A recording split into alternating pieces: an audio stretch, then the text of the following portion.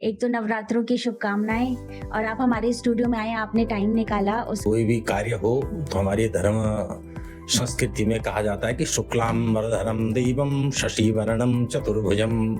नवरात्र के उपलक्ष्य की शुभकामना दी है, मेरी भी शुभकामनाएं आपके दर्शकों के लिए, आपके लिए भी। डरने की तो वैसे आवश्यकता नहीं होती है, संभलना जरूर चाहिए। और संभलने में क्या है कि हमेशा देखिए, जब भी अगर आपके घर में कोई दुष्ट आ जाए, कुछ ऐसे भी दोष माने गए हैं, जैसे काल सर्प दोष को हम ले लें। काल सर्पयोग दोष होता है तो नास्तिक तो लोग कहते हैं नहीं होता जी, ये करो वो करो। मैं ये कह रहा हूँ, काल सर्पयोग जिस प्रकार कुंडली में विभिन्न योग होते हैं, उसी प्रकार काल सर्पयोग भी होता है।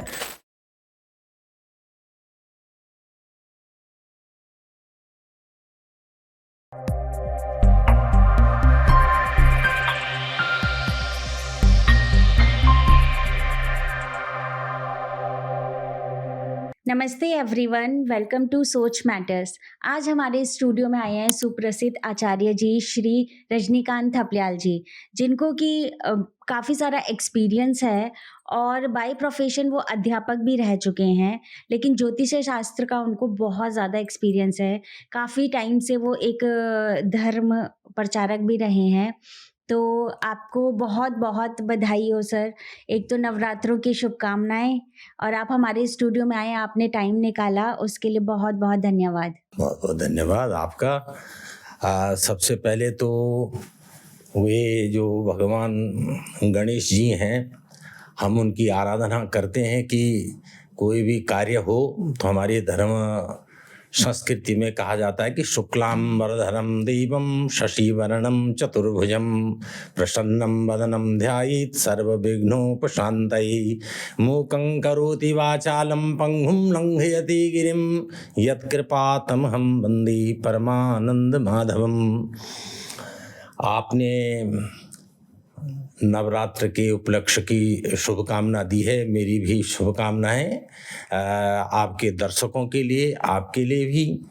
और चूँकि नवरात्र भगवती के दिन होते हैं, माँ जगदम्बा के एक साल में 2 बार नवरात्र आते हैं, एक चैत्र के नवरात्र और एक आश्विन के नवरात्र। चैत्र के नवरात्र में भगवान श्री राम का प्रकट उत्सव होता है, रामनवमी आती है। और इस समय ये जो है भगवान का जब राज तिलक हुआ था, उससे पहले के नवरात्रि हैं।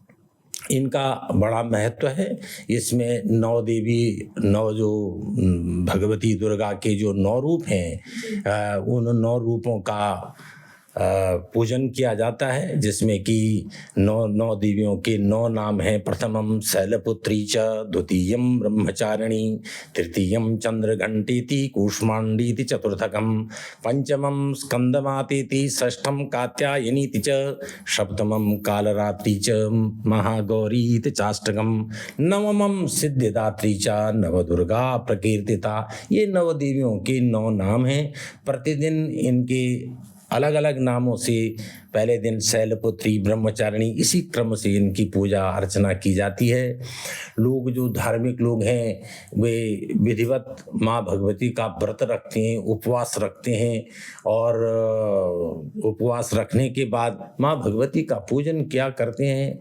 और जो जगत धात्री है, जो लक्ष्मी का स्वरूप है, जिसे महाकाली, महालक्ष्मी और महासरस्वती का नाम दिया है, और तीनों देवियों का एक पुंज है दुर्गा। तो इन समस्त देवियों के जो एक पुंज है दुर्गा देवी, उसके अनेक नाम हैं। उनका पूजन अर्चन करने के बाद लोग व्रत रखते हैं, उपवास रखते हैं।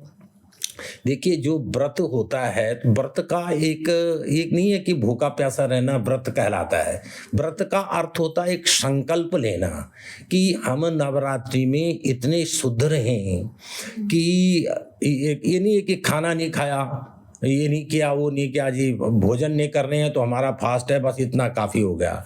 व्रत का अर्थ होता है संकल्प लेना। व्रत का अर्थ है हमें अपनी मन और वाणी और कर्म से शुद्ध रहना, हमारी विचारधारा शुद्ध हो। हम व्रत के दिन अच्छा बोलें, बुरा न सोचें, बुरा न करें, हमारी बुद्धि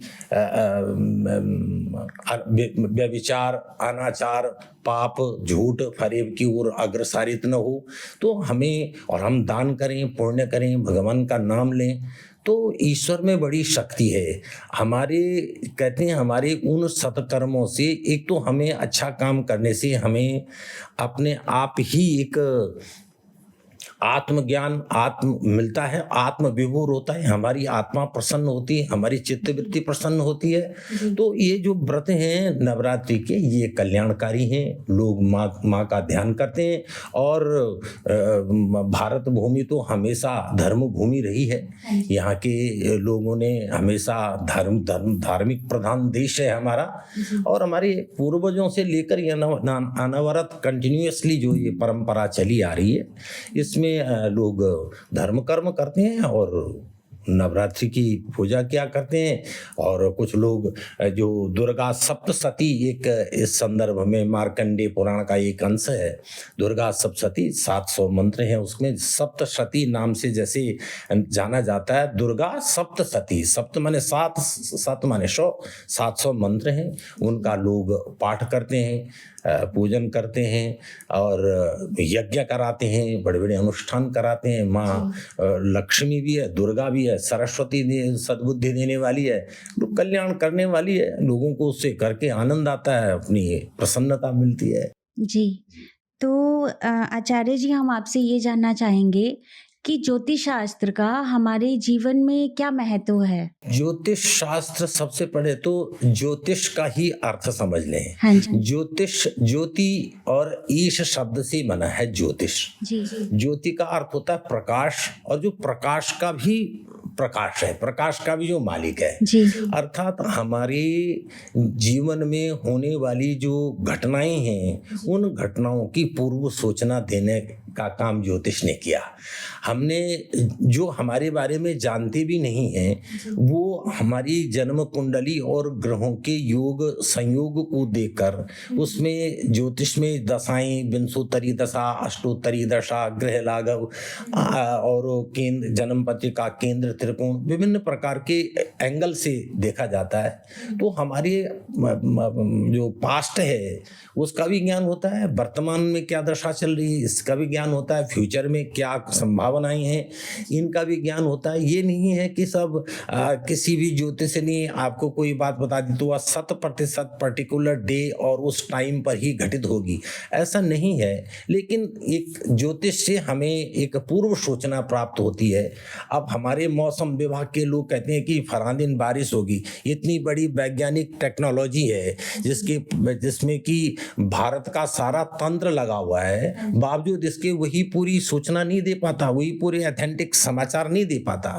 तो मेरे कहने का मतलब यह है कि ज्योतिष का अपनी जगह महत्व है, बशर्ते उसे जो ज्ञानी लोग हैं वे उसे देखें, समझें, पढ़ें, तो उसे अनुमान लगाया जाता है। और अनुमान हमेशा गलत नहीं होता, हमेशा अनुमान अक्षरशः कभी कभी अधिकायत तौर पर हमने देखा है कि वह सत्य होता है।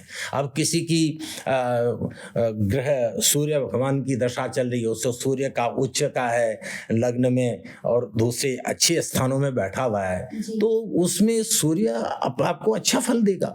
अब आपके वहीं राहु की दशा चल रही है, वहीं शनि की दशा चलती है, वही आयु स्थान में बैठा है कहीं, तो वो ग्रह पीड़ाकारक होगा, आपको दुख देगा। तो ये की संभावनाएं होती हैं ज्योतिष में, और ज्योतिष का जीवन में महत्व है। अगर उसकी चर्चा की जाए तो वो बहुत लंबी चर्चा होगी।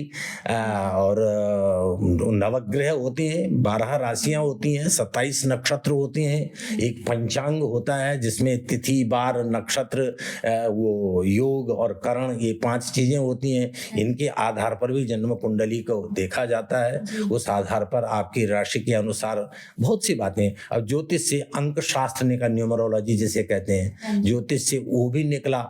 ज्योतिष, ये सब ज्योतिष के ही अंग हैं और आजकल प्रचलन में है अंक शास्त्र। आपका नंबर 1 है, उसका क्या फल है, 2 का क्या फल है, कैसे वो निकाला जाता है।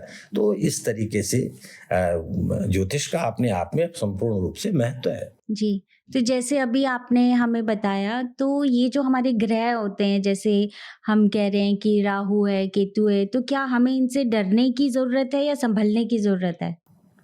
डरने की तो वैसे आवश्यकता नहीं होती है, संभलना ज़रूर चाहिए। और संभलने में क्या है कि हमेशा देखिए, जब भी अगर आपके घर में कोई दुष्ट आ जाए, तो उसकी जो दुष्ट प्रवृत्ति है, वो दुष्ट प्रवृत्ति को उससे वो अपनी जो उसका चरित्र है, जो उसका स्वभाव है, उसको नहीं छोड़ेगा। जी। तो राहु का अर्थ क्या है? राहु धड़ वाला भाग है। देखो, राहु जो है एक एक एक श्रीमद् भागवत महापुराण में कथानक में आती है ये कथा कि जब समुद्र मंथन हुआ, तो समुद्र मंथन के बाद अनेक रत्न निकले।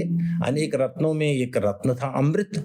अमृत लेकर के भगवान धन्वंतरी प्रकट हुए, और उन्होंने प्रकट हुए तो उसको बांटने के लिए देव और दानवों में बड़ा संघर्ष छिड़ा। भगवान ने मोहिनी अवतार लिया और देवताओं को अलग बैठाया, दैत्यों को अलग बैठाया और उनको अमृत बांटा।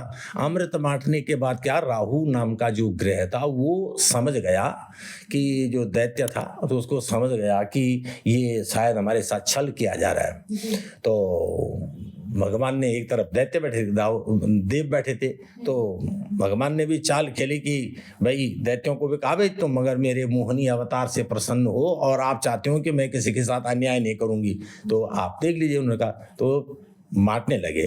तब तक सूर्य और चंद्रमा के बीच में ये राहु नाम का दैत्य आ गया, बैठ गया वहाँ। उसने तुरंत अमृतपान कर लिया, उसको भी मिल गया। और सूर्य और चंद्रमा ने जो है खट से बता दिया भगवान को कि ये देखो पंक्ति भेद कर रहा है। तो राहु को उस समय उसने अमृतपान करने का, कुल मिलाकर के अमृतपान करने से, उसका चक्र से उसका धड़ काटने के बावजूद भी अमृतपान से वो अमर हो गया। जी। तब से वो सूर्य और चंद्रमा से बैर करता है। हमेशा पूर्णमासी को ये चंद्रमा पे और अमावस्या को सूर्य पे ग्रहण लगता है। और ये जो ग्रह जो होते हैं, हमेशा सूर्य जो है वो हमारी आत्मा है। सूर्य हमारी बुद्धि का स्वामी है, चंद्रमा मन का स्वामी है। तो मन और बुद्धि को खराब करने का काम राहु करता है, ज्योतिष शास्त्र के अनुसार भी। और ये जहाँ भी इसकी दृष्टि पड़ती है, तो वो कुछ न कुछ अपने आप में ग्रहों को प्रभावित करता है। और ग्रहों को प्रभावित करता है तो हमारे जीवन को भी प्रभावित करता है। सारे ब्रह्मांड में जब ग्रहण लग गया तो लोग उससे प्रभावित होते हैं, किसके लिए कौन सा ग्रह, उसका दोष ठीक है या नहीं है, ग्रहण किसके लिए ठीक है, किसके लिए नहीं है। तो ये ग्रहण का अपने आप में वो है। और जो उससे ग्रसित लोग होते हैं वो दुखी होते हैं। कुछ थोड़ा सा उसका लोग उपाय बचा जाए। जी। अगर किसी की राहु की दशा है तो क्या उसको भयभीत होना चाहिए या हमारे पास में उसके कुछ उपाय हैं? देखिए, भयभीत होने की तो आवश्यकता नहीं है, भयभीत तो नहीं होना, लेकिन हमेशा कुछ उपाय भी पता नहीं। देखिए, हमारे धर्म शास्त्रों में अगर कभी भी किसी की विपत्ति का समय आता है, तो विपत्ति के समय में हमेशा कहा जाता है कि भाई हम ये सोचते हैं कि यार हमने कभी को अच्छा तो किया ही नहीं। तो कहते हैं कि अब भाई दानार धर्म तथा सुखम, किसी ने पढ़ लिख करके ज्ञान होता है। एक जो सूत्र हमारे वेदों ने, हमारे धर्म ग्रंथों ने बताया कि कभी भी किसी ग्रह का, हम ग्रह का तो हम दान ही कर सकते हैं, ग्रह की हम पूजा ही कर सकते हैं। उसका फल मिलता है या नहीं मिलता है, ऐसा तो हमने नहीं देखा कि जिन्होंने बहुत सारी पूजा करी किसी को तुरंत फल मिल जाता है, किसी को 10 दिन बाद मिलता है।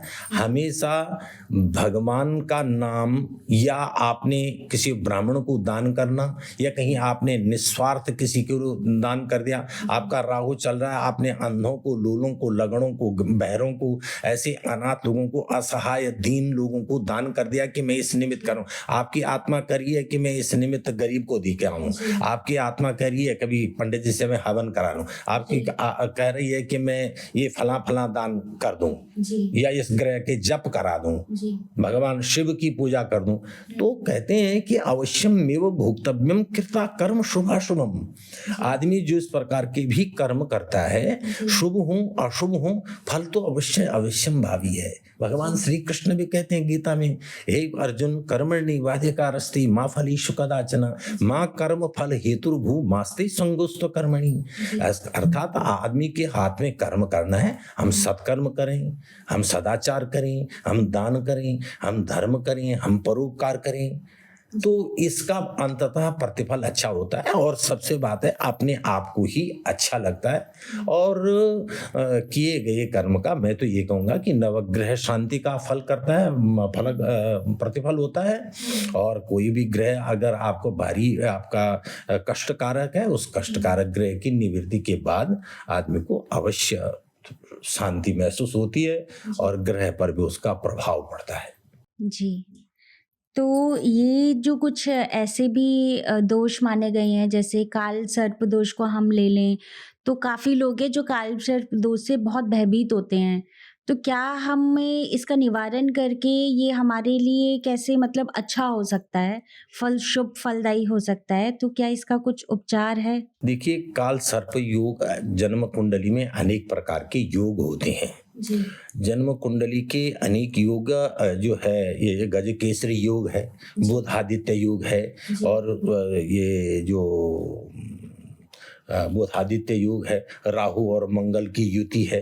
तो इन अनेक विभिन्न प्रकार के योगों के साथ एक काल सर्प योग, जैसे कि मैं समझता हूँ प्राचीन समय में तो इसकी कोई जानकारी लोगों को नहीं थी, लेकिन आधुनिक ज्योतिष ने इसको भी एक अपने आप में कुंडली के माध्यम से इस योग को पहचाना और इससे होने वाले जो लोगों की कठिनाइयाँ हैं, लोगों के जो दुख हैं, लोगों की जो परेशानियाँ हैं, उनको समझा और समझने के बाद उसका विधिवत दोष निवारण करने का एक उपचार ढूंढा। एक ऐसे उसको उपचार में विधिवत धर्म ग्रंथों में काल सर्प योग शांति की पुस्तकें उपलब्ध हैं।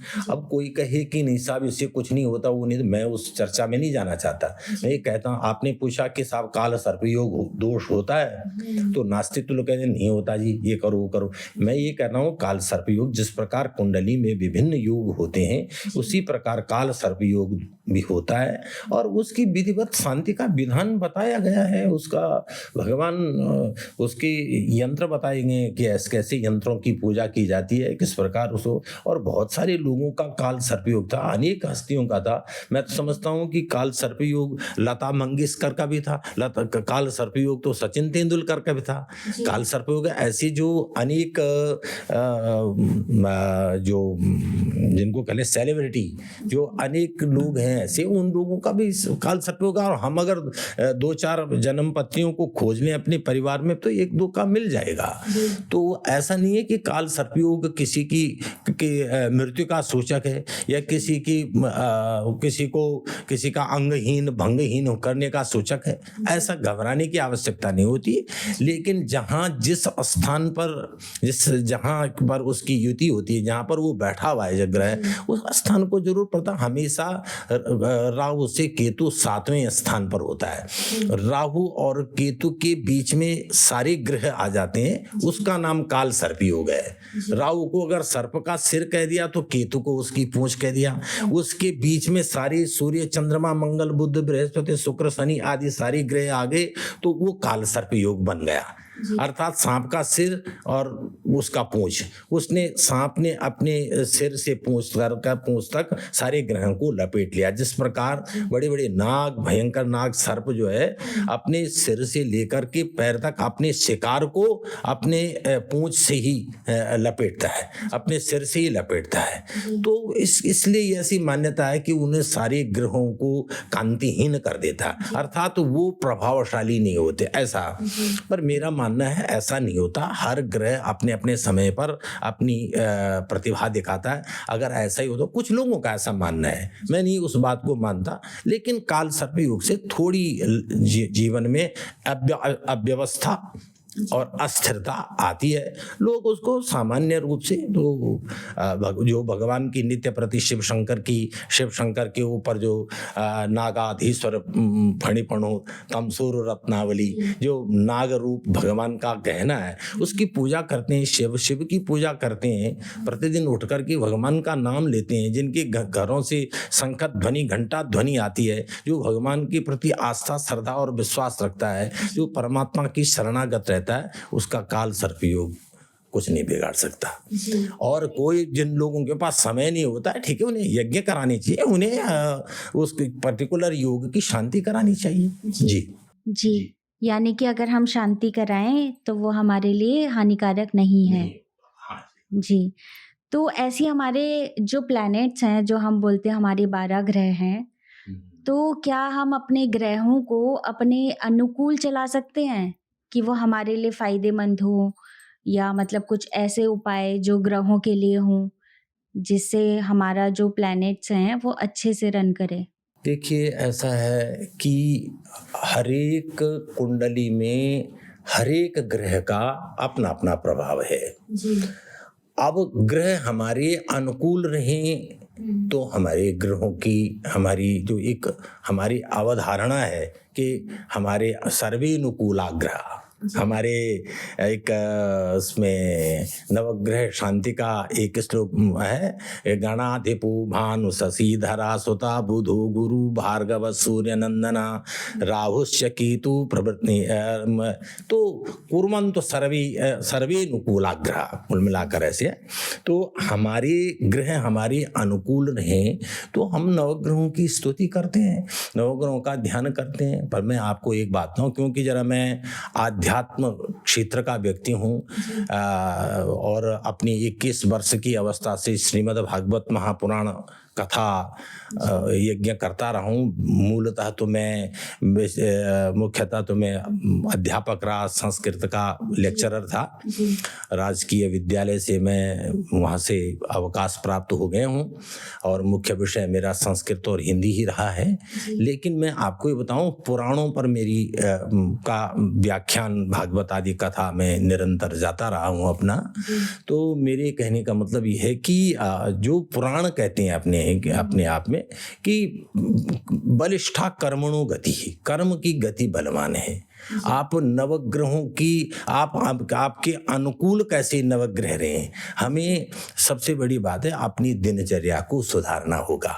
अपने जो हमारे दैनिक कार्यक्रम हैं, अपने दैनिक कार्यक्रमों में हमें जो है धार्मिकता की पुट को लाना होगा।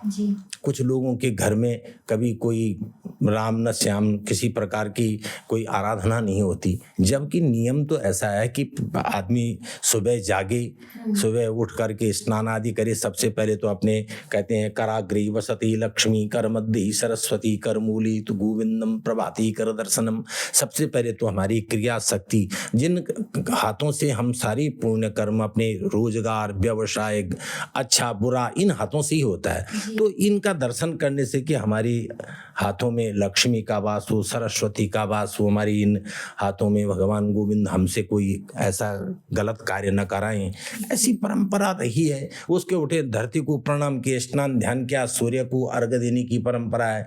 और ये जो है ऐसा जिसके जीवन में धार्मिकता होती है उसके जीवन में शांति होती है और ग्रहों का भी अपने आप में प्रभाव होता है। लेकिन अपने जो भगवान का ध्यान करते हैं, ईश्वर को मानते हैं, मैं समझता हूँ उनको ग्रह पीड़ा का भी प्रभाव नहीं पड़ता।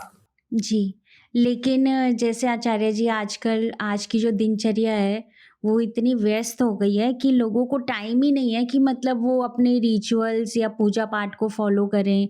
तो क्या कुछ ऐसा शॉर्टकट है मतलब जिसके थ्रू वो भगवान से भी जुड़े रहें, अपना पूजा पाठ भी करें और अपना व्यस्त जीवन भी वो अच्छे से व्यतीत करें?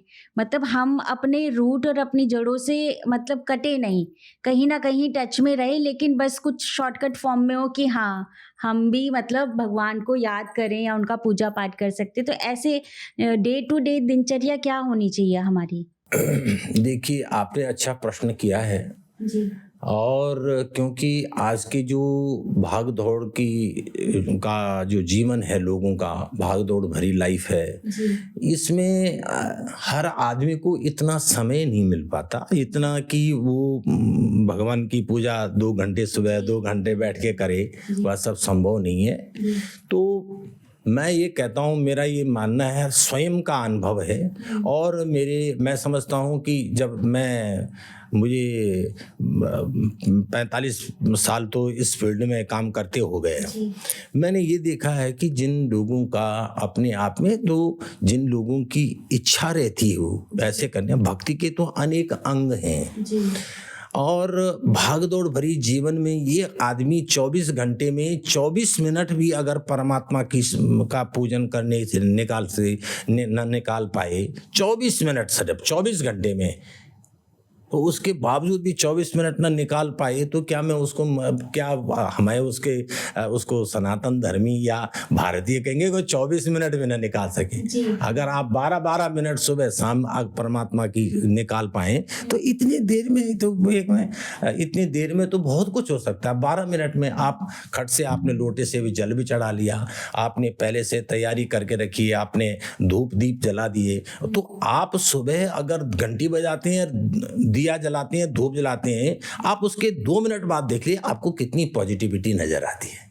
एक आपकी आध्यात्मिक चेतना जागृति, आपकी इंद्रियां जागृत होती हैं, आपकी मन बुद्धि निर्मल होती है। तो थोड़ा सा भी अगर आदमी कर लिए तो बहुत से मैं कहता हूँ कि बहुत से, और बाकी तो जिन लोगों ने अच्छा वो करना है, जिन लोगों ने पूरी ढंग से अपनी प्रॉपर पूजा करनी है, उन प्रॉपर पूजा करने के लिए तो बहुत कुछ है ना। उसका तो भगवान ने भक्ति के लिए 9 प्रकार की भक्ति बताई गई। श्रीमद् भागवत में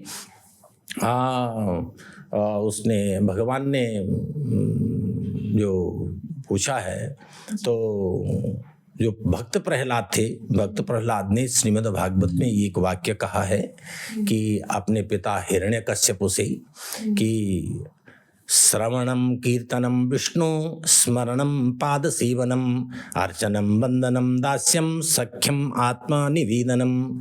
अर्थात सबसे पहले तो हमें ज्ञान कब होता है? श्रवण करने से। सबसे पहली भक्ति है श्रवण करना। जब हम सुनेंगे कि भगवान की क्या महत्ता है, ईश्वर भी कोई वस्तु है, कोई चीज है जो जगदाधार है, जो सर्वव्यापक है, अगोचर है, सर्वशक्तिमान है, हर व्यक्ति की गतिविधियों को देख रहा है। अब आपने अभी ज्योतिष का प्रश्न किया था कि अब एक ही समय में 2 बच्चे पैदा होते हैं, एक झोपड़ी में पैदा होता है, एक कोठी में, बड़े बंगले में पैदा होता है, दोनों के ग्रह समय एक, बात विचार एक, लेकिन अपने अपने कर्म गति के अनुसार अगर वो झोपड़ी में रहने वाला व्यक्ति भी ठीक से खा रहा है, पी रहा है, और उसके भी रहन सहन कोई दिक्कत नहीं है, तो वो अपने हिसाब से जी रहा है। बड़े बंगले में जो रह रहा है उसको भी खाने पीने रहने के लिए तो भोजन और शयन वही है ना।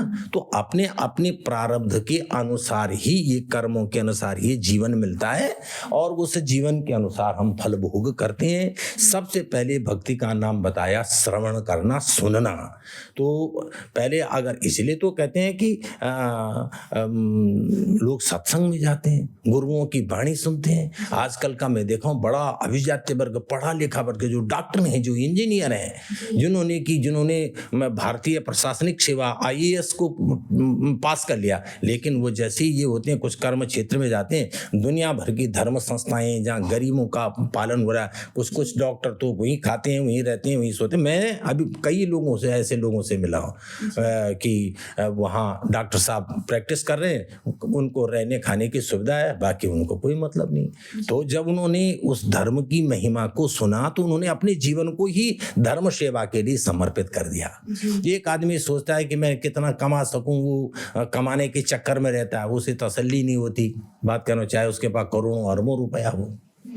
तो कहने का मतलब सबसे पहले भक्ति है श्रवण करना। और आपने कहा कि बहुत से कम समय में आदमी कैसे करे, तो मैंने जैसे आपको बताया कि 24 मिनट भी आदमी सुबह शाम ले ले, तो 24 मिनट भी आदमी के जीवन में धर्म साधना के लिए एक लॉ लगी रहती है, एक आपकी एक नियमित दिनचर्या रहती है। फिर श्रवण है, कीर्तन है, भगवान का कीर्तन करना। देखिए कहते हैं श्रीमद् भागवत में एक वाक्य लिखा हुआ है जो अभी आपने पूछा कि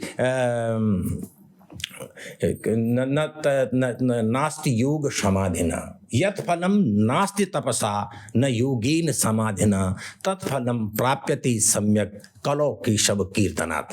देखिए ना, यत् फलम नास्ति तपसा, उस जो सतयुग द्वापर त्रेता युग में जो तपस्या से योग से जो फल प्राप्त नहीं होता है, यत् फलम नास्ति तपसा न योगेन समाधिना, और योग से बड़े बड़े ऋषि लोग समाधिस्थ हो जाते थे, समाधि में भगवान, तत्फलम प्राप्यते सम्यक, वही फल कलयुग में पूर्ण रूप से केशव कीर्तनात्, माने भगवान के कीर्तन से आपको प्राप्त हो जाता है। तो जीवन में आप आपका भगवान का कीर्तन गुणानुवाद, आप 24 घंटे में 5 मिनट भगवान का कीर्तन करते हैं, भगवान राम का नाम लेते हैं, कृष्ण का नाम, जो भी आपके आराध्य हैं, भगवान का कोई भी नाम छोटा नहीं है, बड़ा नहीं है, कोई भी नाम छोटा बड़ा नहीं है। आप किसी भी नाम को जप लें, किसी भी नाम को ले लें और उस नाम को जपें। देखिए मैं तो कहता हूँ सबसे बड़े गुरु तो भगवान श्री कृष्ण है। अब कोई अपने आपको गुरु मान ले, कोई जगत गुरु मान ले, कोई कुछ मान ले, मैं इस चीज को नहीं। देखो वसुदेव सुतं देवम कंस चाणूर मर्दनम और देवकी परमानंदम श्री कृष्णम वंदे जगद्गुरु। तो भगवान श्री कृष्ण ही जगत गुरु हैं, जिन्होंने गीता में भगवान कृष्ण ने अर्जुन को जो है गीता का उपदेश दिया। आज हमारा भारतवर्ष ही नहीं है, तमाम विश्व अनेक देश विदेश की भाषाओं में गीता जी का अनुवाद हो गया। अनेक फॉरेनर्स आकर के आज जो हैं श्री कृष्ण के चरणों के अनुराग में, देखिए वृंदावन में, मथुरा में तमाम लोग आज श्री कृष्ण का मार्ग अपना करके श्री राधा कृष्ण कृष्ण कृष्ण के रूप में भगवान कृष्ण के अनुयायी हो गए, भगवान के अनुयायी हो गए। तो ये भगवान का कीर्तन करना, थोड़ी देर के लिए लोग नाचते हैं, गाते हैं, वो करते हैं। भगवान की दिव्य वाणी का कीर्तन करने से मन बुद्धि निर्मल होता है, लोगों को उसमें मजा आता है। लोग विरक्त हो गए, उन्होंने महंगे कपड़े पहनने छोड़ दिए, सिंपल धोती पहनने लगी और चंदन लगा लिया और बिल्कुल वस्त्र भी नहीं है कपड़े में, उसके बावजूद भी वो आनंद से ले रहे हैं। और श्रवणम कीर्तनम विष्णु स्मरण, भगवान का ध्यान करना, ये भी भक्ति है। 5 मिनट का आप मेडिटेशन कीजिए, कितना आप अपने अंदर झांक करके स्मरणम पाद सेवनम। अपने घर में बड़ी बुजुर्ग हैं, आपके माता पिता हैं, सास ससुर हैं, जेठ जो ज्येष्ठ भाई बंधु हैं, कोई भी बड़ा है, कहते हैं जो बड़े है उसकी सेवा करना, नित्यम वृद्धोपसेविना, और कहना स्मरणम पाद सेवनम, भगवान के चरणों की सेवा करना है। प्रभु मैं आपका हूँ, आप मेरी स्वामी है, मैं आपका दास हूँ, मैं सेवक हूँ, इस प्रकार का भाव रख करके। और एक दूसरा भी है कि जैसे मैंने अभी कहा कि आप अपने जो बड़े हैं, आप उनके चरणों का आशीर्वाद लेते हैं, उनकी बात स्वीकार करते हैं, आपका जीवन अवश्य फलीभूत होता है। स्मरणम पाद, और भगवान की आरती करना, भाई 5 मिनट निकाल करके दिए में थोड़ा घी रख करके आपने भगवान की आरती कर ली, वंदना कर ली, कोई मंत्र आपको आता हो, नहीं तो भगवान का इतना राम और कृष्ण बोलना तो जानता ही है आदमी। और मैं समझता हूँ इस हमारे भारतवर्ष की भूमि में कोई भी व्यक्ति ऐसा नहीं है जो रामचरितमानस को न जानता हो, एक चौपाई न जानता हो, मंगल भवना मंगल हारी द्रवों सुदशरथ अजिर बिहारी।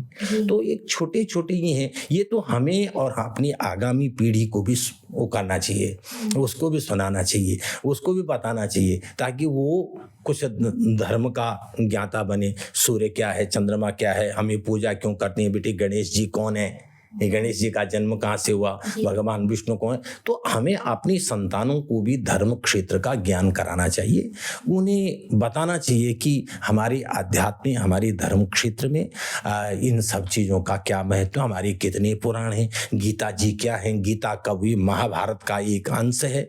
गीता जी महाभारत का, जो महाभारत बड़ा इतिहास है, पुराण इतिहास जिसे कहते हैं। तो इस प्रकार ये बच्चों को तो स्मरण कराना और भगवान की अर्चना करना, भगवान की वंदना करना।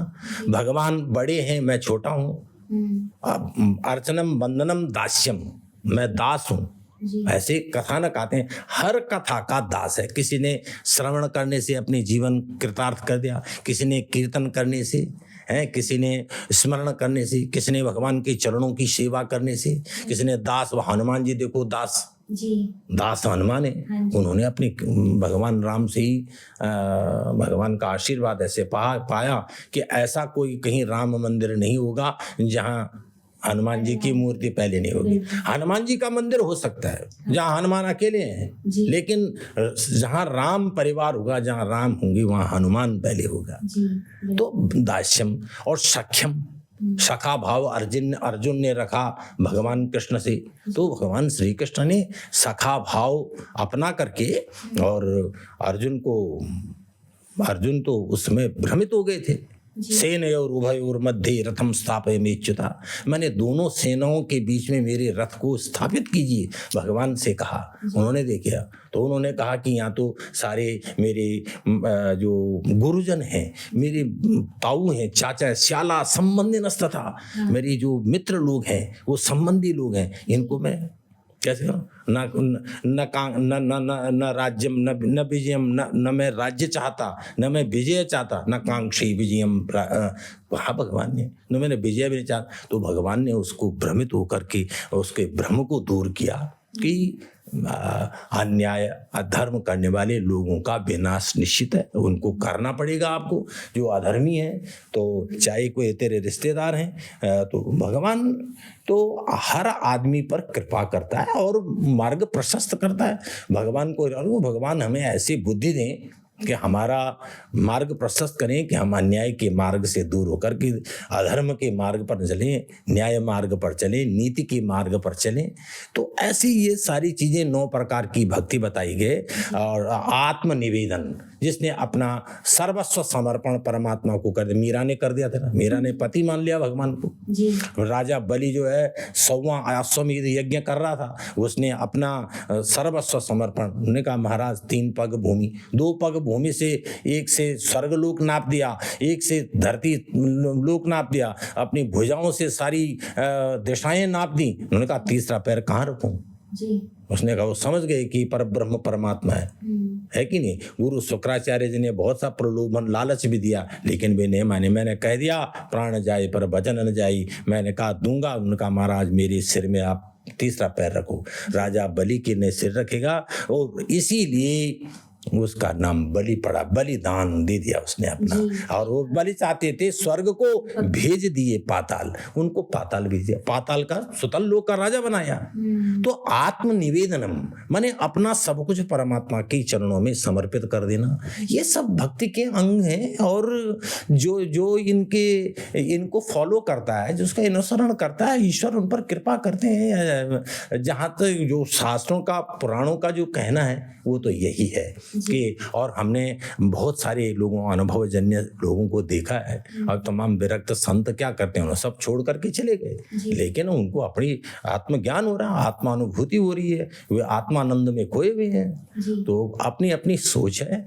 और मैं यही कहूँगा कि जिन लोगों ने भी भक्ति मार्ग अपनाया है, उनका अंततः कल्याण ही हुआ है। और जो परमात्मा की शरणागति में रहते हैं, भगवान उनका कल्याण अवश्य करते हैं जी।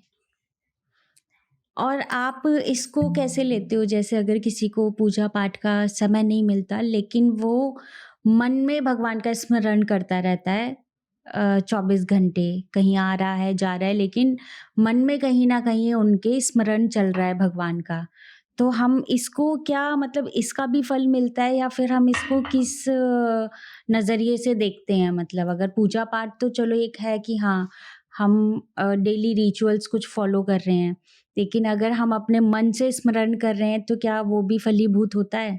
आपकी बात अपनी जगह सही है कि देखिए, एक होती है पूजा, जैसे आप सब फूल पुष्प वगैरह ला करके भगवान को धूप दीप दिखा करके पंडित जी से पूजा करा लें, स्वयं भी आप पूजा करते हैं जी। और उसमें आप नहीं चाहते कि इसमें किसी प्रकार की विधि की कमी हो। जो भी इसमें सामग्री की आवश्यकता होती है, मैं उस सामग्री को लाऊं और भगवान को समर्पित करूं। क्यों कि परमात्मा तो अंतर्यामी है ना, परमात्मा तो सब जानता है कि तुम कितने सामर्थ्यवान हो। और परमात्मा किसी की भी जो अखिल कोटि ब्रह्मांड का मालिक है जी। वो हमारे क्या 2 लड्डू चढ़ाने से या उसके पास वो थोड़ी भेंट चढ़ाने से क्या प्रसन्न होगा। जी। अगर एक तरफ ये भी है, लेकिन हम तो भगवान तो कहते हैं क्या कोई 56 भोग लगाने से कोई मैं ऐसे थोड़ी प्रसन्न हो जाऊंगा। भगवान तो कहते हैं कि पत्रम पुष्पम फलम तोयम। जी। पत्र कहते हैं एक पत्ते के लिए, फल कहते हैं एक फल के लिए। पत्रम पुष्पम, पुष्प एक फूल जी। एक फूल एक फल एक पत्ता। पत्रम पुष्पम फलम, और थोड़ा जल। जल में भी नहीं बताया कि कोई गंगा जल हो या सागर का जल हो। जी। जल जो आप पीते हो। पत्रम पुष्पम फलम तोयम यह में भक्त्या प्रयच्छति, जो मुझको भक्ति पूर्वक समर्पित करता है। तद हम भक्ति प्रहितम, उसको मैं भक्ति पूर्वक ग्रहण करता हूँ। स्नामी प्रियतात्मनः, मैं उसको भक्ति पूर्वक ग्रहण करता हूँ और उस व्यक्ति से बहुत प्रसन्न होता हूँ। क्यों? भगवान तो अगोचर सर्वव्यापक है। आपके अंदर क्या चल रहा है, जो आपकी आत्मा में बैठा हुआ आप आत्मा क्या है? आत्मा परमात्मा का ही तो कहते हैं।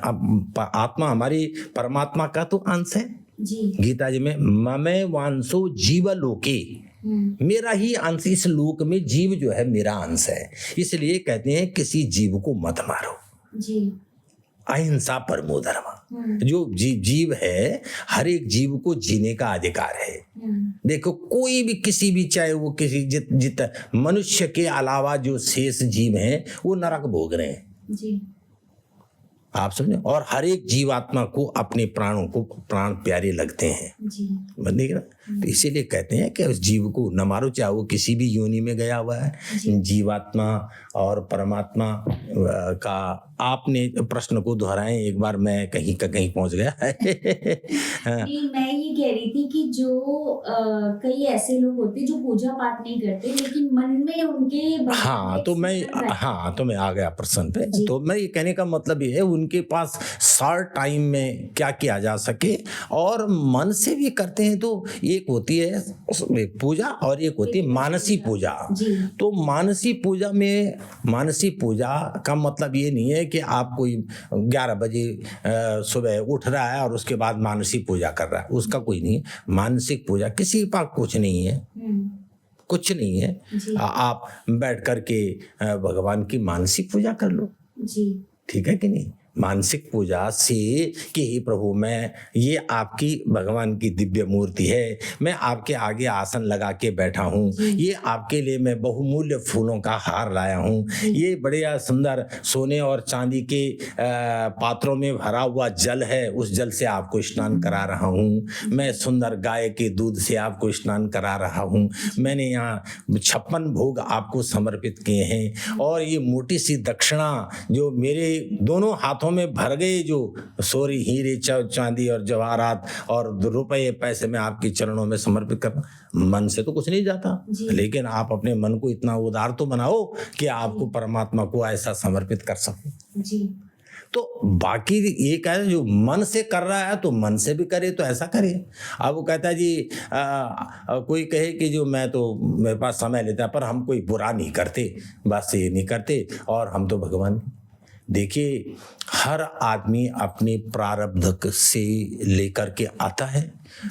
प्रारब्ध से ही हमें हमारी संपत्ति और संतति मिलती है, इसमें कोई दो राय नहीं है। पुराणों को हमने खूब पढ़ा है और बड़े बड़े यज्ञों में, बड़े बड़े भागवत पीठ में जहाँ की हजारों लोग हमें सुनते हैं, बड़े बड़े पांडालों में, दिल्ली में मैंने कम से कम 50 से 55 श्रीमद् भागवत किए हैं। 5 भागवत तो ऐसे हुए हैं, 50 तो जो बड़े लेवल पर हुए हैं, 5 ऐसे हुए हैं जो कि छोटे लेवल पर की घर के अंदर कोई आंगन है उसमें हो गया छोटा सा कार्यक्रम। पर इन सब चीज़ों का मतलब, मैंने यही आपका कहने का मतलब है कि मन से किया गया जो अच्छा सत्कर्म है, शुभ कार्य है, वो भी फलीभूत होता है। और ऐसा नहीं है कि जितना समय निकाल सके आदमी, जिस किसी को दान पुण्य में श्रद्धा है, किसी को पूजा पाठ में बैठने में श्रद्धा है, किसी को तीर्थ यात्रा करने में श्रद्धा है, तो किसी को गरीब को खाना खिलाने में श्रद्धा है। ये तो मैंने आपको अभी बताया, भक्ति के अनेक अंग हैं। आपको जो भाग दौड़ की जीवन है उसमें थोड़ा, जैसे मैंने पहले भी कहा कि 24 मिनट का अवश्य समय निकाले आदमी, और इतना जरूर करे कि वो सुबह शाम आकर के परमात्मा के श्री चरणों में नमन करे। अपने देखिए, हम कहते हैं सूर्य को दीपक दिखाना, भाई जो स्वयं प्रकाश है उसको क्या दिया दिखाना, जो चंद्रमा स्वयं प्रकाश है उसको क्या दिया दिखाना। एक बात कह रहा हूं, लेकिन अंधकार तो हमारे अंदर है, अज्ञान का अंधकार, मोह का अंधकार, क्रोध का अंधकार। जरा सी बात में हम क्रोधित हो जाते हैं, जरा सी बात में हमारी ये चीज उससे हमारा मोह हो गया, लोभ का अहंकार, लोभ हो गया, तो ये इच्छाएं अनंत हो गई, काम क्रोध लोभ मोह अहंकार। ये जो अज्ञान का अंधकार हमारे अंदर है, इस अंधकार को दूर करने के लिए हृदय में जो हम ज्योत जलाते हैं, कि हमारे प्रकाश तो सूर्य धरती मंडल को सारा प्रकाशित कर रहा है, हमारे हृदय का अंधकार दूर हो, इसलिए हम प्रकाश कर रहे हैं, चाहे सूर्य को हो चाहे चंद्रमा को हो। छोटे से समय में आदमी कोई ये निकाले। और बाकी जैसे आपने कहा कि मन से जो पूजा करते हैं, मन से किसी के लिए अच्छा सोचते हैं, लेकिन जब तक शरीर सामर्थ्यवान है तब तक भक्ति करनी चाहिए, व्रत भी करना चाहिए, उपवास भी करना चाहिए, कोई धर्म साधना भी करनी चाहिए, कोई तीर्थ क्षेत्र भी जाना चाहिए तो करते रहना चाहिए। मैं तो समझता हूँ। अब कोई कहता है कि मैं अब बुढ़ापे में राम नाम लूंगा, तो कब लेगा कहीं राम नाम? बुढ़ापे में कोई भक्ति होती है? कभी भी नहीं होती है। कि देखो कि वो एक रामचरितमानस की एक बड़ी अच्छी का दोहा आता है, अभी स्मरण नहीं आया, तो उसमें यही कहा गया है कि जो है निरंतर प्रयास करते हैं अनेक सिद्ध महात्मा, लेकिन हाँ अंत राम आवत नहीं, अंतकाल मुख राम आवत नहीं। इसका अर्थ ये कि हाँ, जन्म जन्म मुनि जतन कराई, जन्म जन्म मुनि जतन कराई, अंतकाल राम आवत नहीं। ये देखो ना, अनेक ऋषियों मुनियों जो बड़े तपस्वी थे, बड़े जिन्होंने अपने जीवन को सारा समर्पित कर दिया मानी भक्ति भाव में। भाई आपने दधीची ऋषि की कथा सुनी, जिन्होंने उनके लग गया, वाल्मीकि ऋषि के, अनेक ऋषियों के इसमें, वाल्मीकि तो वही थे ना, और दधीची ने अपनी हड्डियों का दान, और अनेक ऋषि ऐसे थे जिनके शरीर में दीमक तक लग गई। कैसे तप किया उन्होंने तो क्योंकि जन्म जन्म मुनि जतन कराई, कहा ना अभी मैंने, तो अनेक जन्म जन्म में लोगों ने अनेक यत्न किए, लेकिन अंतकाल राम आवत नहीं। ठीक है ना? तो अंत काल में राम, जब दांत नहीं होंगे, अब राम बोलने में राम जीव दांतों पे लगती है। अरे भाई जब बुढ़ापे में सारे दांत निकल जाएंगे तो राम राम के जगह लोग आम आम ही बोलेंगे, राम बोल रहा है, आम बोल रहा है। तो कहने का मतलब यह है कि बुढ़ापे में तो क्या है, पहले ही भगवान लेना चाहिए नाम। और आप अपने जीवन के साथ में देखिए, कुछ आदमियों की नहीं प्रवृत्ति होती है पूजा पाठ करने की, लेकिन मैं समझता हूँ कि थोड़ा सा, जैसे आपने अभी दीपक जलाने का महत्व सुना, गंगा स्नान करने का, परोपकार का, तीर्थ यात्रा का, हर चीज का अपनी जगह महत्व है। लेकिन अगर कोई नहीं करता है तो भाई वैसे अच्छा करता रहे, जीवन में अच्छा करता रहे, आपके कोई आप किसी प्रकार के पाप के आचरण में न फंसो, है कि नहीं, आपने दुराचार के में न फंसो, अच्छे कर्म करते रहिए, भगवान आपके सहायक होते हैं। वो जो सर्वव्यापक अगोचर परमात्मा है वो आपकी लीलाएं देखता है। आपने पूछा था ज्योतिष ऐसा होता है, ज्योतिष में ग्रह भी तभी उसके भगवान की कृपा से सारे ग्रह भी शांत रहते हैं, और किसी न किसी रूप में कोई भी पूजा होती है, वो कहते हैं ना कि आकाशात पतितत्वयम्, आसमान से जल बरसता है। तो वो आसमान से पानी गिरा तो कहाँ गया?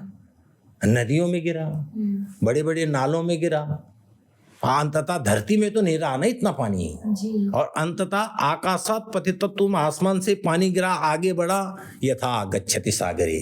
जी। सारी नदियां और जो बरसा हुआ जो पानी है वो समुद्र में ही जाता है ना। उसी प्रकार आप चाहे नवग्रह की पूजा कराओ, चाहे आप जो है भगवान शिव जी की पूजा कराएं, हनुमान जी की, राम जी की पूजा करें, चाहे तीर्थ यात्रा करें, चाहे दान करें, चाहे धर्म करें, केशवम प्रतिगच्छति, वह भगवान को ही प्राप्त होता है। चाहे आप किसी रूप में भी भगवान की पूजा करते हैं तो उससे उसका जिस निमित्त आपने किया होता है, जो अगर अगोचर सर्वशक्तिमान परमात्मा में अगर कोई उसको मानता है तो वो फलीभूत होती है। जी। मेरा एक थोड़ा-सा व्यक्तिगत सवाल है ये कि क्या हम मतलब अपने कर्म से भाग्य को बदल सकते हैं? मतलब ये प्रश्न मेरे मन में बचपन से ही है, तो मुझे लगा मुझे पूछना चाहिए आपसे। कि ऐसा है कि कर्म से भाग्य बदलना जी। हमेशा क्या है कि कुछ तो हमारा प्रारब्ध भोग होता है। जी। हम प्रारब्ध से ही ऐसे बो करके आए हैं खेती जी। कि उस खेती को हमने बोया है, चाहे वो पाप की खेती है, जी। चाहे वो पुण्य की खेती है। जी। उसने अभी आपने कुछ देर पहले सुना था कि अवश्यम मेव भोक्तव्यम कृता कर्म शुभाशुभम। आपने किए गए कर्मों का शुभ अशुभ का फल तो अवश्यम भाई है, वो भोगना ही पड़ेगा, चाहे वो इस जीवन में भोगा चाहे दूसरे जीवन में वो भोगना है। अब आपने कहा कि ये हम अपने कर्मों के अनुसार भाग्य को बदल सकते हैं। निश्चित रूप से कुछ भाग्य से कर्म गति को बदला जा सकता है, इसमें दो राय नहीं है कि कोई कह रहा है अरे तो भाई ये तो बड़ा अभागा है, ये तो बड़ा अभागा है। अब अभागा आदमी अगर बार बार यह सुन ले कि यार मेरे तो यही नहीं है, तो कुछ लोग इसी प्रकार से अपने आप को इसके तो भाग्य में नहीं है। अरे भाग्य में क्यों नहीं, आप यत्न कराइए, प्रयत्न कीजिए। अब ये आप बताइए कि जो 100 कौरव थे और उनके जो मित्र लोग थे उन 100 कौरवों में और सिर्फ 5 पांडव थे। आप कल्पना कीजिए क्या 5 पांडव 100 कौरवों को हरा सकते थे? जी। क्या संभव था? जी। तो कर्म करने बात कर रहा हूँ, और राज्य छिन गया जी पांडवों का। तो अगर वो कर्म पर विश्वास नहीं रखते तो क्या उनका भाग्य बदलता? जी। वो तो हारे थे जी। भाई 100 महारथी 5 महारथियों को 5 योद्धाओं को तो हरा ही सकते, चाहे वो कितने टैलेंटेड हो, कितने ये हो वो पर। लेकिन श्री कृष्ण के उपदेश और निरंतर संघर्ष और प्रयास करने के बाद उन्होंने ऐसे 100 महारथियों को भी हराया। अगर राम जैसे जो आपने सुना कि रावण के यहाँ ब्रह्मा जी तक अपना पूजन करने जाते थे जी। रावण के यहाँ कैलाशवासी जो भगवान, आप रामायण वाल्मीकि रामायण की ये मैं कहता हूँ कि उसमें वाल्मीकि रामायण मैंने पढ़ी और वो रामायण के जो राम कथा में कैसे कहा गया है बताया गया, तो उस कथा में उसमें वो लोग जाते थे अपना पूजन करने। अब भगवान रावण के तो शिव जी आराध्य देव थे जी। तो वो शिव जी की कैलाश पर्वत पर शिव जी की पूजा करने जाता था जी। हाँ, तो एक बार क्या हुआ कि वो गया तो भगवान शिव जी की पूजा की, और शिव जी की पूजा करने के उपरांत जब आया तो आने के बाद उसने वो पता नहीं क्या सूझी दशानन को, जिसकी 10 खोपड़ियां हों वो अपनी 10 खोपड़ियों से पता नहीं क्या क्या सोचता रहता है। उसने वो कैलाश पर्वत को ही उठा लिया, कैलाश पर्वत हिलने लगा। तो वो माँ पार्वती ने कहा भोलेनाथ से ये क्या हो रहा है, ये क्या भूकंप आ गया या ये क्या हो गया? उन्होंने कहा नहीं देवी भूकंप नहीं आया है, चेला आ गया है जी, जिसने वो कैलाश पर्वत ही हिला दिया।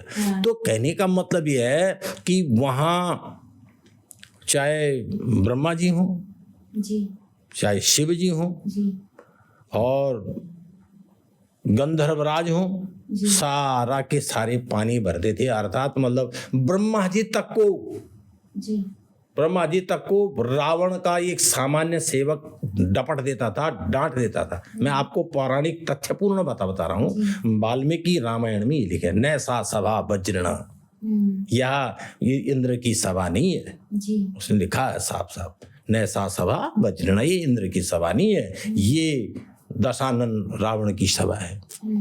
तो ऐसे रावण को जहाँ जो प्रजापिता सृष्टि के संरचता रचयिता जो ब्रह्मा जी हैं जी, जो वहाँ जाकर के भगवान के पास जा रहे हैं, भाई सॉरी इसके रावण के पास जा रहे हैं, और नारद आदि ऋषि, और जैसे मैंने आपको बताया ये गंधर्व राज हो गया, दूसरे देवगण जो हैं सुप्रसिद्ध देवता वहाँ जा रहे हैं।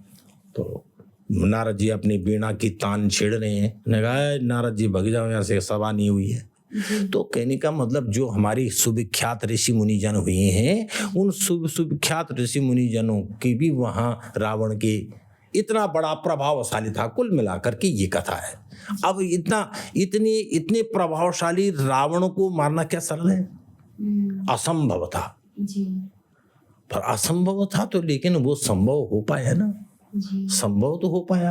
अंततः रावण, अगर भगवान राम उसके लिए उपकर्म और कर्म नहीं करते, समुद्र पर नल नील की सहायता से पुल न बांधा जाता, हनुमान जी अपनी अंदर की प्रतिभा को न समझ करके लंका की खोज नहीं कर पाते जी, तो क्या ये सब संभव था? संभव था ही नहीं। तो ये सब इसके पीछे क्या? कर्म प्रधान जी। और रामचरितमानस में बहुत सुंदर वाक्य लिखा गया है कि कर्म प्रधान विश्व रचि राखा, कर्म प्रधान विश्व रचि राखा, जो जस करहि सो तस फल चाखा। तो एक कर्म प्रधान समाज है। विश्व भगवान जो विश्व का रचयिता है, जो समर्ग है, वो कर्म प्रधान समाज है। और जो जस करहि, जिसने जैसा, अब भाई देखो, अब कहते हैं कि साहब कर्म से भाग्य बदला जा सकता। अभी मैं चोरी कर दूं और मेरा भाग्य तो बहुत बढ़िया है, चोरी कर दूं अभी, तो चोरी करने का परिणाम क्या हो? थोड़ी देर बाद पुलिस आ जाएगी, डंडे लगाई, किसी को भी बंद कर देगी। तो कर्म का दंड मिल रहा है तुरंत। हाँ जी। तो कहने का मतलब अगर कर्म से आदमी निरंतर प्रयत्नशील रहता है, भाग्य और कर्म का अन्योन्याश्रय संबंध है, एक दूसरे पर वो से संबंधित हैं। और कर्म, रामचरितमानस की आपने सुने, जो जस करहि सो तस फल चाखा। मनुष्य प्रयास प्रयत्न करता है तो उसी के अनुरूप उसको, अब देखिए हर बच्चा जन्म से किस फील्ड में जाना है कोशिश करता है। हर बच्चा इंजीनियर नहीं बनता, हर बच्चा डॉक्टर नहीं बनता, हर बच्चा आईएएस अफसर नहीं बनता, हर प्रोफेसर नहीं बनता, हर कोई बिजनेसमैन नहीं बनता। ख्याति ज्ञान सबको है, लेकिन अपना अपने प्रारब्ध के अनुसार, अब किसी में किसी की रुचि है तो उस रुचि के अनुसार उस फील्ड में आगे बढ़ता है। ज्यादातर लोगों को सफलता मिलती है। कहते हैं रुच्यार्थानाम प्रियमाणः, जिस क्षेत्र में हमारी रुचि हो, प्रियता हो, तो उसमें सफलता निश्चित है। तो इस प्रकार कर्म के से भाग्य जुड़ा हुआ है।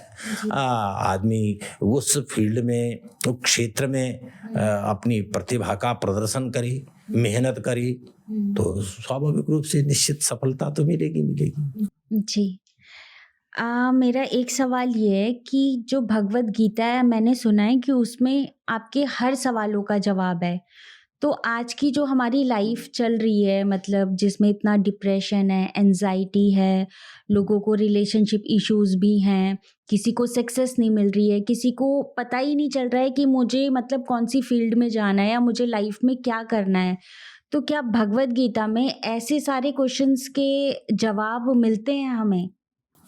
देखिए, भगवत गीता एक आध्यात्मिक ग्रंथ है। हमारी, जैसे मैंने अभी कहा कि हमारी अंदर के उसमें ज्ञान योग, कर्म योग, धर्म योग की शिक्षा दी गई है, योग की शिक्षा दी गई है। और आपका जीवन कैसा हो, देखिए जो आदमी अपना विद्यार्जन करता है और विद्या अर्जन करने के बाद अगर उसको कहीं कोई नौकरी, कोई व्यवसाय उसका ये लग जाता है, तो वो आदमी अपनी योग्यता के अनुसार किससे पैसा ले रहा है। जी बिल्कुल। ठीक है, वो पाप नहीं कर रहा है, कोई बेईमानी का पैसा उसके पास नहीं आ रहा है। आजकल बहुत सारे लोग हैं ऐसे जो जिनका 4-4 5-5 लाख रुपए महीने का पैकेज है, इससे भी ज्यादा भी लोग हैं। सीईओ है, कोई 10 लाख ले रहा है, कोई 20 लाख रुपए के लोग विदेशों में चले गए। वो कोई बेईमानी नहीं कर रहा है, मेरे अंदर प्रतिभा है और तू खरीद ले भाई, मैं तेरे को इतना पैसा दूंगा, तुम्हें ये काम करना है, काम के दाम मिलने, काम का प्रतिफल है। लेकिन अब हर एक यही कहते हैं भाग्य। भाग्य का मतलब ये नहीं, अब जैसे गरीब आदमी है, गरीब आदमी के उसके भाग्य में लिखा है कि वो बन सकता था, वो बन सकता था, वो इतना ही इंटेलिजेंट था, लेकिन उसकी पारिवारिक पृष्ठभूमि, उसको सपोर्ट नहीं मिला। अर्जुन, देखो आपने देखा अर्जुन भी तो गीता जी के उसमें पीछे हट गया था। नहीं, भगवान श्री कृष्ण उसको मोटिवेट नहीं करते, भगवान श्री कृष्ण उसको उस हिसाब से नहीं समझाते, तो क्या वो सब संभव था? जी बिल्कुल। मोटिवेशनल स्पीच तो दी उन्होंने। तो मेरे कहने का मतलब ये है कि आप इस तरीके से सब संभव हो जाता है, भाग्य कर्म से जुड़ा है। हाँ, और आप एक बार अपने प्रश्न को दोहराएं, क्या आपने क्या पूछा था? कि जो हमारे प्रॉब्लम्स हैं लाइफ की, डे टू डे लाइफ में, जैसे आजकल हम छोटी छोटी चीज़ों को लेके भी डिप्रेस्ड हो जाते हैं, क्या हमारी प्रॉब्लम का समाधान हमें भगवत गीता में मिलता है? हाँ, भगवत गीता में से हमारा सब क्यों नहीं मिलता? आप सबसे बड़ी चीज़ है कि हम उद्विग्न, हमारी महत्वाकांक्षाएं अधिक हैं। हम देखा देखी एक दूसरे को देख करके हम यहाँ तक नहीं पहुँच पाए। अरे भाई उसके बच्चे ने बहुत पढ़ लिखा, अरे भाई उसने बड़ा घर ले लिया अपने। हम एक दूसरे से इस प्रकार की प्रतियोगिता करते हैं, कंपटीशन से बढ़ाते रहते हैं, एक दूसरे को देखते रहते हैं एक दूसरे का, जबकि ईश्वर ने हमको हर प्रकार की समान बुद्धि दी है। हाँ, उसी प्रकार का भाग्य दिया है, उसी प्रकार का संयोग दिया है। हर आदमी अपने हिसाब से कर रहा है, कमा रहा है, खा रहा है। तो कहने का मतलब तनावग्रस्त क्यों होता है आदमी? हम दूसरों से द्वेष करते हैं, हम दूसरों से डाह रखते हैं, हमारी कंपटीशन की प्रवृत्ति है। कंपटीशन तो सिर्फ विद्यार्थी जीवन में होना चाहिए कि ये बालक, ये मेरा दोस्त है, साथ में पढ़ रहा है, ये पढ़ने लिखने में कैसे इतना अच्छा चला गया, उससे कंपटीशन करो, ये ठीक है। आपसे नहीं हो पा रहा है कि आप अंबानी नहीं बन पाए या कोई धनाढ्य टाटा बिरला नहीं बन पाए, तो क्या हमें टेंशन में, डिप्रेशन में चले जाना चाहिए? क्या हमें अपनी आत्महत्या कर लेनी चाहिए? कहते हैं आत्महत्या तो सबसे बड़ा पाप है, सबसे बड़ा पाप धर्मशास्त्रों में लिखा कि वह आत्महत्या है। मैं कह रहा हूँ आजकल लोगों के अंदर यही मृग तृष्णा है कि ऐसा हो पाया, ये नहीं हो पाया। आज कल के अखबार में लिखा है, मौलाना आजाद मेडिकल कॉलेज की बात है, अभी कुछ दिन पहले की मैंने न्यूज़पेपर में पढ़ा शायद क्या, तो उसमें लिखा एक डॉक्टर साहब ने सुसाइड कर लिया, जबकि वो ये जो एम्स जो ये मेडिकल साइंस के लिए जो एग्जाम होता है नीट, उसमें 2017 में ही वाज द टॉपर।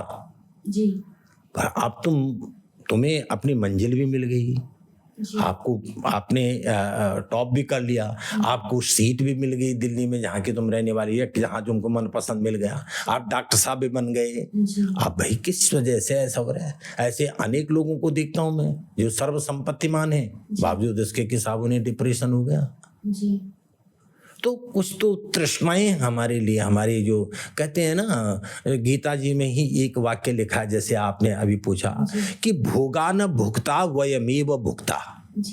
भोग भोगे नहीं गए, भोग तो हमारे जीवन से पहले भी थे, आज भी हैं, हमने रहेंगे तब भी रहेंगे। भोगा न भुक्ता वयमेव भुक्ता।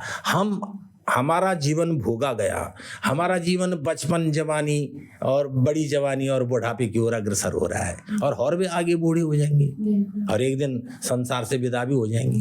तो भोगा न भुक्ता वयमेव भुक्ता, हम भोगे गए। तपो न तप्तम वयमेव तप्ता। तपस्या पहले भी थी, विद्यार्थी भी तपस्या करता है, गृहस्थी भी तपस्या करता है, नौकरी पेशे वाला व्यवसायी भी तपस्या करता है। तपो न तप्तम वयमेव तप्ता।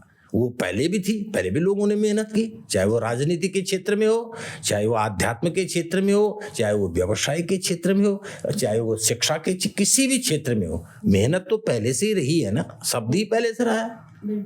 तो तपो न तप्तम वयमेव तप्ता। हाँ, हम तपे गए, तपस्वी लोग चले गए तपस्या करके, तपस्या तो अभी भी जीवित है, आज भी लोग तपस्या कर, तपो न तप्तम वयमेव तप्ता। और फिर कह दिया कि तृष्णा न जीर्णा वयमेव जीर्णा। तृष्णा पहले भी थी और आज भी है, वह कभी जी। तो कहने का मतलब यह है कि इन तृष्णाओं के कारण ही मनुष्य डिप्रेशन में जाता है। वो चाहता है कि ये मेरे साथ नहीं हो पाया, ये मैं ऐसा नहीं कर पाया। कभी कभी आदमी ऐसे गलत कार्य कर देता है जिस वजह से उसको चारों ओर अंधेरा दिखने लग जाता है। वो अपने समाज में जो उसकी ख्याति, समाज में जो उसकी प्रसिद्धि थी, समाज में जो उसका नाम था, वो कहीं बदनाम होने लगता है। तो भी ऐसे कर लेते हैं लोग। किसी को कहते हैं बड़े बिजनेसमैन के चक्कर में किसी को अच्छा नाम किसी का लिया जाता है, लेकिन वो उसका डाउनफॉल हो जाता है तो वो भी सोचता है कि यार इतने बड़ी बड़ी जो बिजनेसमैन है, व्यवसायी हैं, उनके बीच में मेरी साख थी, आज मेरी साख जीरो होगी, मेरे पे इतना कर्ज हो गया, वो मृत्यु के चल डिप्रेशन में आ जाते हैं, अंत मर जाते हैं। ये नहीं देखते मैंने कितना कमाया था, क्या था। उनका जो ज्ञान है वो ज्ञान बिल्कुल नष्ट हो जाता है। और आत्महत्या तभी करता आदमी जब उसकी बुद्धि उसको ठीक से मोटिवेट नहीं किया जाए।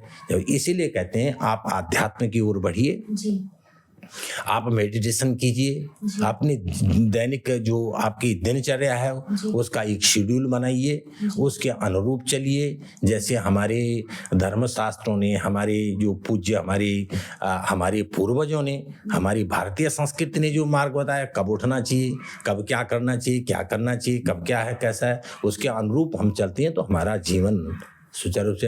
अब हम उठी इतने देर में रहेंगे, आप देर में जाग रहे हो, देर में आपकी सारी गतिविधियां हो रही हैं। जी बिल्कुल। हमारा तो सूर्य भगवान कहते हैं कि सूर्य उदय से होने से पहले उठो, अपने दिनचर्या उसी प्रकार ढालिए।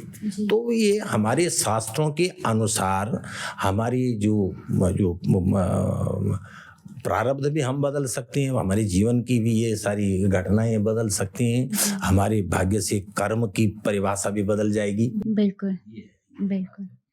अच्छा, मेरा आचार्य जी एक नेक्स्ट क्वेश्चन आपसे ये है कि जो ये मंत्र हम उच्चारण करते हैं, या काफ़ी आजकल ऐसे मंत्र आ गए हैं कि उससे हमें सॉल्यूशन मिलता है, या हम मंत्र जाप से कुछ पा सकते हैं, किसी प्रॉब्लम का सॉल्यूशन पा सकते हैं। तो मंत्रों का क्या प्रभाव है हमारे जीवन में? देखिए, एक होता है मंत्र और एक होता है बीज मंत्र। जी। मंत्र लौकिक मंत्र होते हैं जो पुराणों में, पुस्तकों में, धर्मशास्त्रों में लिखे गए हैं। जी।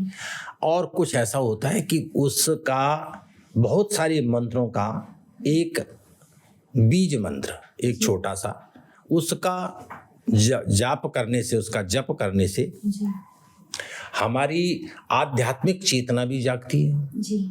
हमें आध्यात्म का विवेक भी होता है। जी। और एक मन में बड़ी प्रसन्नता भी होती है। बशर्ते, सबसे आपसे मैंने पहले अभी भी कहा था कि बशर्ते हमारी उस क्षेत्र में रुचि हो, जी, हम उस ओर आगे बढ़ना चाहें। देखो, स्कूल में एक विद्यार्थी पढ़ता है, अगर वो न तो टीचर की बात को ढंग से सुनता, न उसमें स्थिरता से वो बैठता, चंचल उसका मन है, अध्यापक ने क्या कहा तो क्या उसकी समझ में आएगी?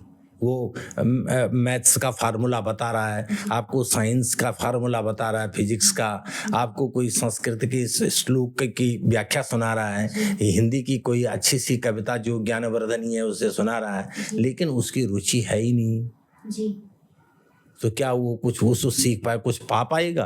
क्योंकि ध्यान तो कहीं है, रुचि कहीं है, रुचि नहीं है।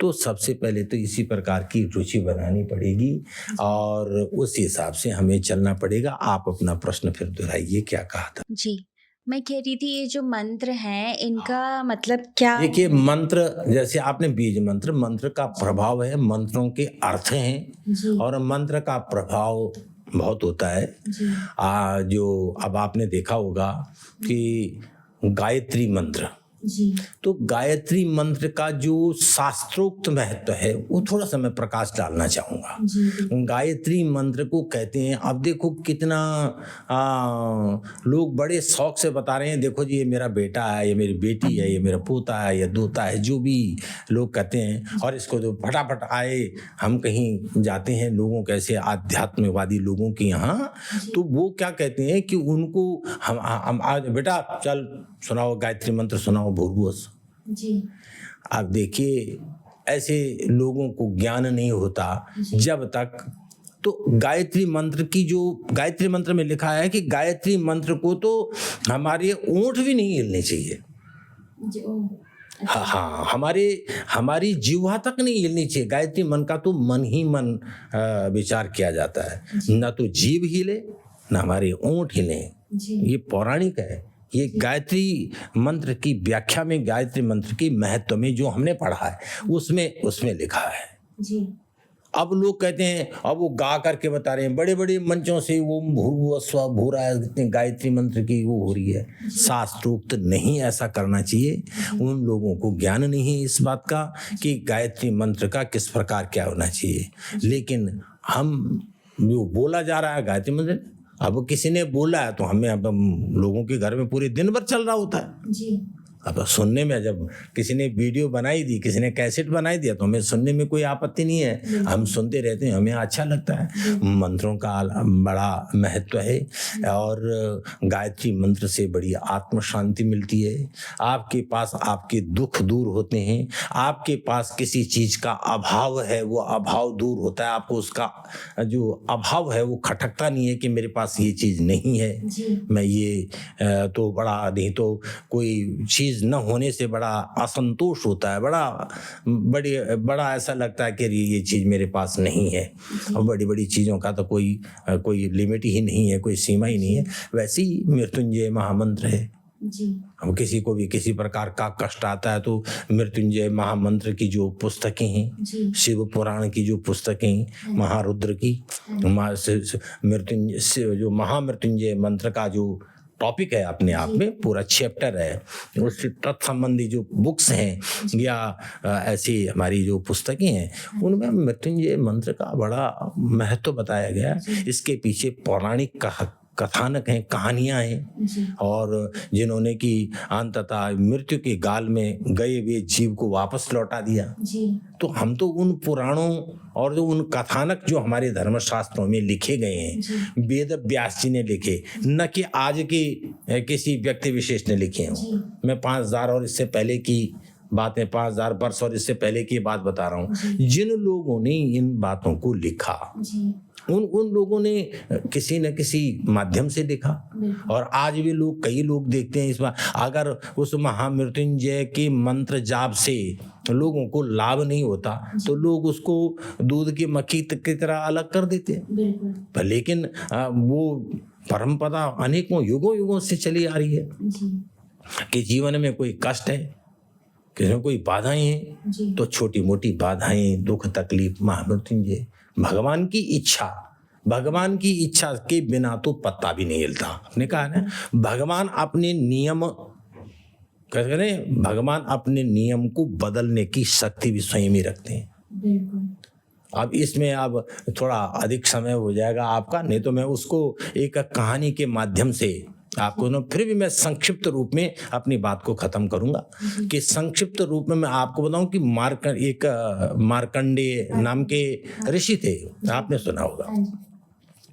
तो मार्कंडेय नाम के ऋषि ने के पिता ने, मार्कंडेय नाम तो उनका बाद में पड़ा, वो एक सामान्य बालक, और सामान्य बालक और उम्र, उसके पिता ने प्रार्थना की किसी ऋषि से कि आप मुझे पुत्र दान दीजिए। उन्होंने कहा तो ठीक है कि तुम्हें सुपुत्र चाहिए कि अल्प आयु का पुत्र चाहिए कि क्या चाहिए, ऐसे कुछ बोला उनको, और तुम्हें अवश्य पुत्र होगा। पुत्र हो गया। अब पुत्र होने के बाद उन्होंने कहा जी कि साहब इसकी क्या उम्र क्या अवस्था है? उन्होंने कहा तुमने सुपुत्र मांगा था, इसकी उम्र सिर्फ 5 वर्ष है। जी। ऋषि ने दे दिया। अब वो दोनों, उन्होंने कहा, उन्होंने, वो बड़े योगी थे, संत महात्मा का घर में वो ब्राह्मण जो थे बड़े, उनका वो पुत्र हो गया, उनको लेकर के वो फिर महर्षियों के पास गए, नारद जी के पास गए। उनके पास गए, उन्होंने कहा महाराज नारायण नारायण, और उस ब्राह्मण ने और उस बालक ने नारद के श्री चरणों में लेटा, उन्होंने कहा बेटा चिरंजीवी भवा, चिरंजीवी भवा, चिरंजीवी भवा। तो उस ब्राह्मण ने कहा ना, नारद ने, कि महाराज मेरे बच्चे की तो उम्र सिर्फ 5 साल है, चिरंजीवी तो जब जो कभी मरे नहीं, 90 साल 95 साल अवस्था इसकी है। और बालक को लेके नारद जी जो है ब्रह्मलोक में चले गए कि चलो वहाँ देखेंगे। अब ब्रह्मलोक में गए तो वहाँ देखा कि ब्रह्मा जी के पास जा करके दंडवत प्रणाम किया, कहने लगे कि साहब आप बताइए। ब्रह्मा जी ने कहा जो मेरे पास आया है तो चिरंजीवी भवा, चिरंजीवी भवा, चिरंजीवी। उन्होंने कहा साहब 5 वर्ष में ब्रह्मलोक आते आते 3 साल तो व्यतीत हो गए, 2 साल का इसका समय है, और अब कुछ नहीं, आप कहते हो चिरंजीवी बहुत, चिरंजीवी बहुत, चिरंजीवी बहुत। फिर ब्रह्मा जी को भी साथ में ले लिया। ऐसी साथ में जो जो ऋषि मिलते रहे उनको साथ में लेकर के वो ब्राह्मण और वो बालक लेकर के भगवान शिव के धाम में चले गए और शिव जी के पास गए। शिव जी के पास जाते जाते उस बच्चे की उम्र 3 दिन या 5 दिन शेष रह गई। भाई समय लगता पहुंचते हुए, पहुंच गए भगवान को चरणारविंदों में। सब देवताओं ने प्रणाम किया, बालक को आगे किया, भगवान भोलेनाथ के श्री चरणों में रखा। अब बोला कि ये, भगवान बोले ने कहा चिरंजीवी भवा, चिरंजीवी भवा। अरे महाराज दिन एक शेष रह गया और आप कह रहे हो चिरंजीवी भवा। तो भगवान शंकर ने कहा, सबने कहा कि महाराज ऐसे ऐसे। उन्होंने कहा बालक को मेरे पास छोड़ दो। जी। अब नियत तिथि आई, यमराज को अपनी ड्यूटी करनी है। जी। ड्यूटी करने के यमराज पहुंच गए। यमराज गए, उन्होंने कहा चलो इसके प्राण लेकर के हरण करो। जी। तो जब यमराज वहाँ खड़े हैं कि महाराज दंडवत प्रणाम करने। कैसे खड़े हो यमराज? कि साहब ये जीव जो आपके शरण में बैठा है इसके प्राणों को ले जाना है। जी। तो उसने कहा जब वो मेरी शरण में आ गया तो तू कौन होता है प्राणों को ले जाने वाला? शंकर भगवान ने कहा कि जब वो मेरी शरण में आ गए, मेरे पास है, तो इसको प्राण लेने वाला कौन है? वो मेरी शरणगत में होता है। उसने कहा जी मेरा ये जीवन है और मैंने अभी तक अपने आप के बताए हुए जो संहारक तो भगवान शंकर भगवान है जी। संहार करने की शक्ति तो भगवान है। ब्रह्मा जी अगर उत्पत्ति करते हैं तो विष्णु जी पालन करते हैं, तो भगवान शिव संहारक हैं जी। जग करता, जग हरता, जग पालन करता, हर एक को विभाग दिए गए हैं जी जी। तो भगवान शंकर ने कहा तुमको यमराज किसने बनाया? उन्होंने कहा जी आपने। तो हमने कहा तुम अपने यमलोक में जाओ, ये काम हमारा है, हम अपने आप देख लेंगे। तुमसे तो ऊपर हम ही हुए ना, हम देख लेंगे। इसकी फाइल जो है बहुत हाई लेवल तक आ गई है वहाँ से। वही 5 वर्ष का बालक भगवान शंकर के चरणों में लेटा, वहाँ वही बालक को वापस भेजा, उसको चिरंजीवी भवा सबने कहा।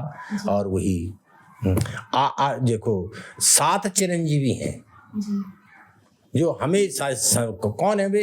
अश्वत्थामा, बलिर, व्यासु। अश्वत्थामा, बलि, व्यास, हनुमान, हनुमानस्य विभीषण, कृपाचार्य, कृपा और परशुराम, ये 7। और उसमें 8वां फिर मार्कंडेय को भी मान लिया। 7 तो है सप्त चिरंजीवी और 8वां मार्कंडेय ऋषि को भी मान लिया, वो भी चिरंजीवी है। इतने ऋषियों ने उसको आना। और वह ऋषि आगे चल करके मार्कंडेय नाम का ऋषि बना, जिन्होंने मार्कंडेय पुराण बनाया। जो दुर्गा सप्तशती जो नवरात्रि में हम पाठ करते हैं भगवती का, वो मार्कंडेय पुराण से ही लिया गया एक अंग। मार्कंडेय पुराण के रचयिता भगवान मार्कंडेय ऋषि थे, जो 5 वर्ष की जिनकी अवस्था थी, अल्पायु थी। तो कहने का मतलब ये कन्क्लूजन ये निकला कि भगवान की शरणागति प्राप्त करने पर भगवान जो असंभव को भी संभव और संभव को भी असंभव कर देते, क्षमता परमात्मा में है। और लेकिन वही आपको ने जो अभी कहा, उसके लिए उसके पिता ने कर्म तो किया ना। बिल्कुल। कर्म तो किया, कर्म से उसका भाग्य बदला। और अगर वो ऐसा कर्म नहीं करते तो क्या उसका भाग्य बदलता?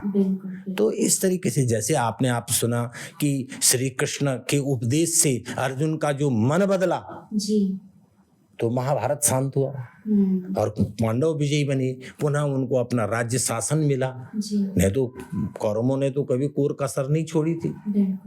तो कहने का मतलब कर्म से भाग्य बदलता है, इसमें दो संदेह नहीं है। ये मैं आपको पौराणिक तथ्य दे रहा हूं कि इनके आधार पर हम कह सकते हैं कि कर्म से भाग्य बदला जा सकता है और आदमी जिस मार्ग की ओर आगे बढ़ता है उसमें सफलता मिलती है। जी।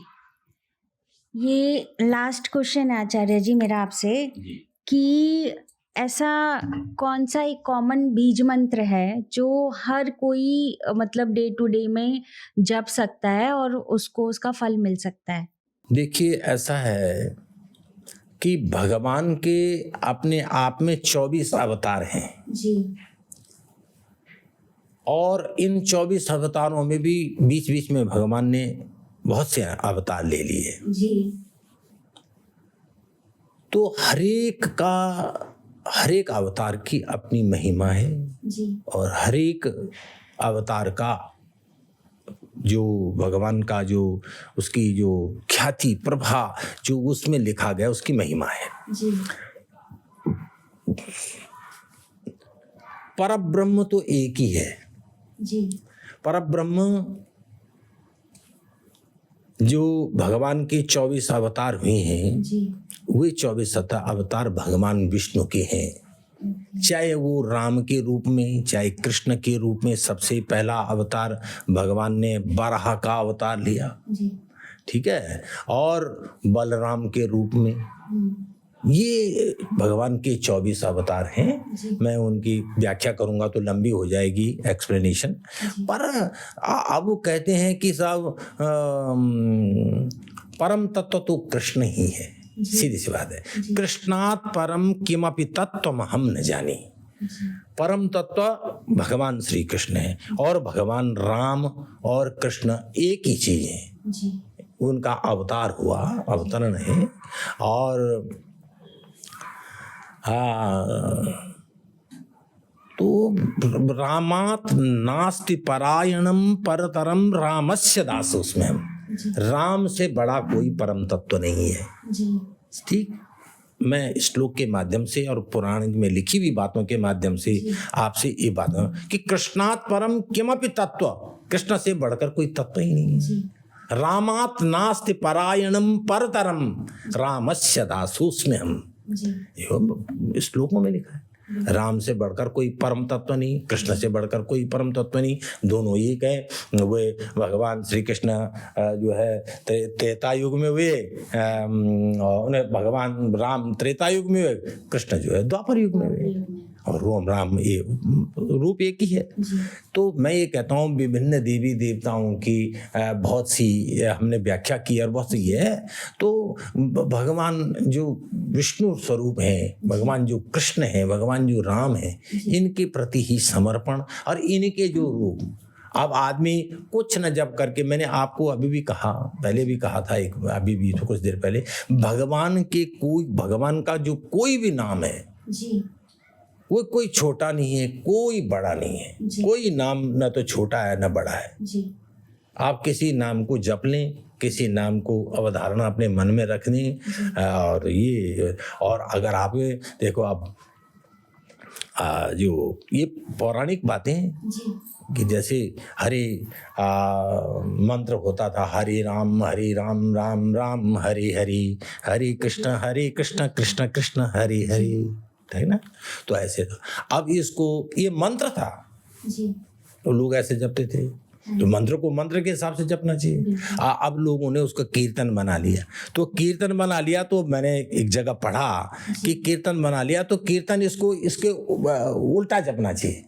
हरे कृष्णा कृष्ण कृष्ण हरे हरे, हरे राम राम राम हरे हरे। और मंत्र जाप करना हो तो हरे राम राम राम हरे हरे, हरे कृष्ण कृष्ण कृष्ण हरे हरे। तो कहने का मतलब मेरा ये है, आप किसी रूप में भी कोई भी मंत्र लेने और भगवान राम, कृष्ण, विष्णु जो एक समस्त जो भूमंडल की सुप्रसिद्ध देवता हैं अपने आप में, विष्णु भगवान के रूप में, आप कोई भी मंत्र लेने सब कोई छोटा बड़ा नहीं है। आप इस तरीके से अपने दर्शकों को भी बताएं, स्वयं भी उसका पालन करें, कल्याण होगा। तो आज का सेशन यहीं पे ख़त्म करते हैं। हम बहुत बहुत धन्यवाद आपका। बहुत बहुत धन्यवाद, आप हमारे स्टूडियो में आए, आपने अपने कीमती समय दिया, उसके लिए बहुत बहुत धन्यवाद। बहुत धन्यवाद। आपने बहुत अच्छे प्रश्न पूछे हैं जो सामाजिक मानव चेतना के लिए आवश्यक हैं। जी। जिन बातों को सुनकर के शायद आपके इस चैनल के माध्यम से जो दर्शक देखेंगे, शायद उनका आत्मबोध, आत्म कल्याण हो, उनको जानकारी मिले, चाहे वो किसी भी रूप में किसी भी बात को सुनकर के हो। और मैं प्रार्थना करता हूँ कि सर्वे भवन्तु सुखिनः, सर्वे सन्तु निरामया, सर्वे भद्राणि पश्यन्तु मा कश्चित् दुःख भाग् भवेत्।